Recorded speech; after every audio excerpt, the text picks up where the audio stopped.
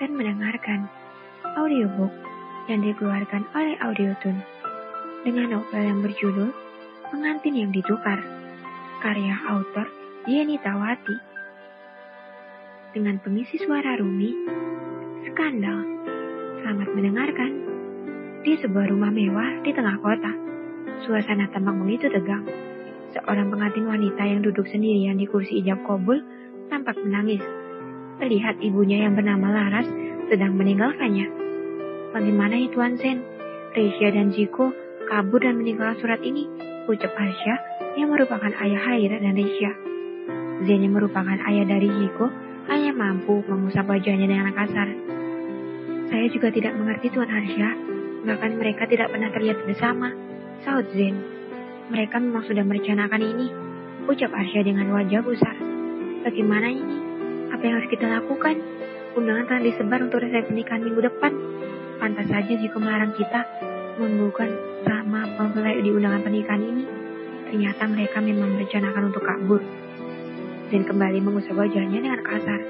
Dia tidak menyangka bahwa anaknya bisa melakukan hal ini. Maksudnya, jika Ziko tidak mencintai Haira, untuk apa dia menjalin cinta dengan Haira? Dia tidak habis pikir, kenapa Ziko bisa menjadi pengkhianat. Bahkan dia berkhianat dengan adik tunangannya sendiri. Bu, kenapa Ziko dan Reisha tega melakukan ini padaku?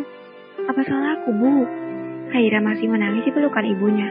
Laras membelai rambut putrinya yang sudah dipenuhi dengan hiasan kepala yang hari ini membuatnya sangat cantik. Sabarlah nak, ibu juga tidak menyangka akan hal ini. Seorang pria berwajah tampan dengan raut wajah datar memanggil teman yang menemaninya dengan bisikan sesuatu. Dia adalah Aiden yang membisikkan sesuatu di telinga Dean yang merupakan teman baiknya.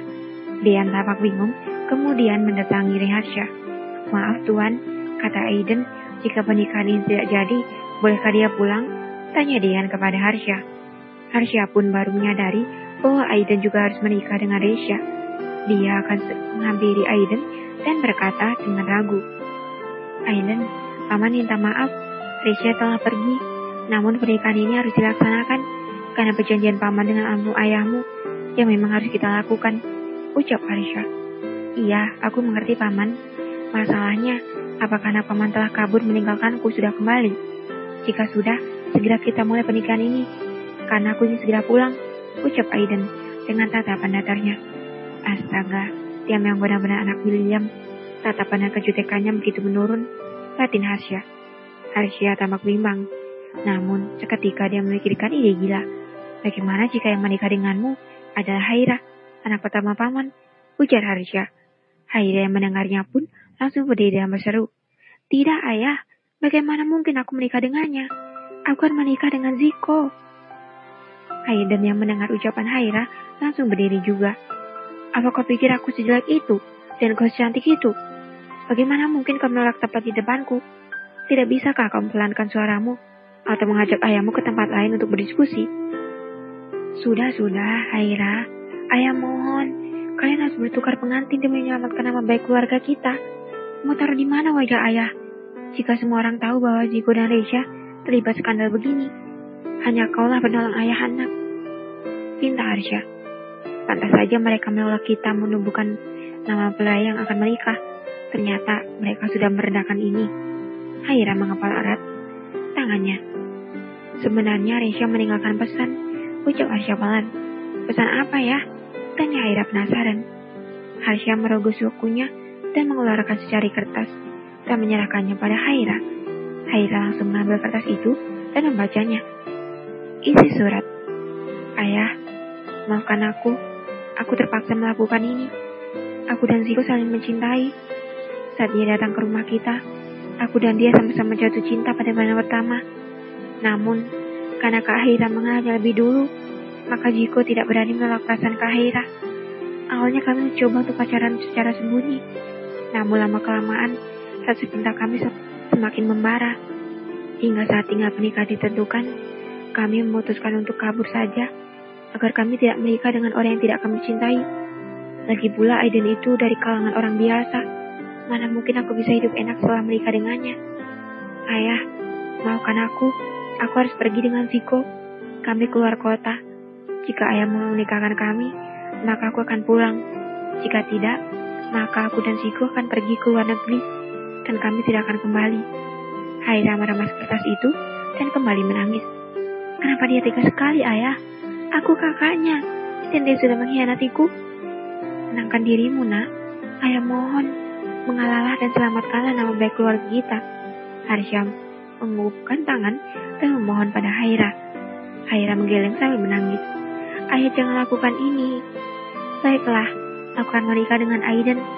Seperti mendapat angin segar saat Haira mengatakan hal itu kepada Harsha. Aiden, menikahlah dengan Haira demi wasiat dan nama baik keluarga kita, ucap Harsha. Bukankah tadi dia menolakku? Aiden terlihat menimbang-nimbang. Apa? Setelah aku setuju, kau malah menolakku. Ayah, lihat apa yang dilakukan padaku. Haira menangis di pelukan ayahnya. Aku tidak menolakmu. Aku kan hanya bertanya, kenapa kau malah menyimpulkan seenaknya? Suara yang terdengar kesal sudah-sudah. Ayo kita laksanakan pernikahan ini, ucap Harsha. Reisha, awas kau ya. Aku tidak akan mengeluarkanmu. Aku akan menunjukkan pada kau dan Ziko bahwa kalian bukan apa-apa untukku. Kalian tidak ada artinya untukku. Kalian hanyalah sampah, pengkhianat rendahan. Ih, sebel, teriak Haira dalam hati. Dan pernikahan pun dilaksanakan. Tepat setelah pernikahan itu selesai, Reisha dan Ziko kembali sambil bergandengan tangan. Haira yang melihatnya langsung niat pitam. Reisha menatapnya dengan sedikit takut. Kakak, maafkan aku. Aku dan Ziko saling mencintai, ucapnya pelan. Bisa-bisanya kau minta maaf setelah melakukan pengkhianatan ini? Kau bukan lagi adikku.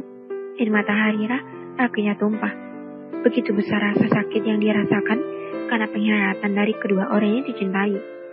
Haira, sudahlah nak. Laras membelai rambut Haira dan memeluk dirinya. Setelah itu, Reisha dan Ziko pun menikah. Dan dengan demikian, maka kedua pasangan pengantin yang sukar itu resmi menikah. Namun mereka hanya menikah secara agama saja, karena mereka harus mengubah ulang kata pernikahan karena bertengkar pasangan. Penghulu dan para saksi dipastikan tutup mulut tentang kejadian ini. Dengan begitu pernikahan ini akan tetap dilaksanakan. Dan hari ini merupakan hari paling buruk bagi Haira. Namun hari ini juga merupakan hari paling bahagia bagi Reisha dan Ziko. Karena skandal mereka tidak menjadi masalah besar. Karena Haira mengalah demi menjaga nama baik keluarga mereka semua. Hingga sampai acara ketika selesai, Reisha mendatangi ruangan rias untuk berbicara dengan Haira. Keluar, ucap Reisha pada perias pengantin yang sedang membantu melepas aksesoris di kepala Haira. Perias itu pun keluar. Kalau kamu mau dengar audiobook lebih banyak dan gratis, segera download Audiotune.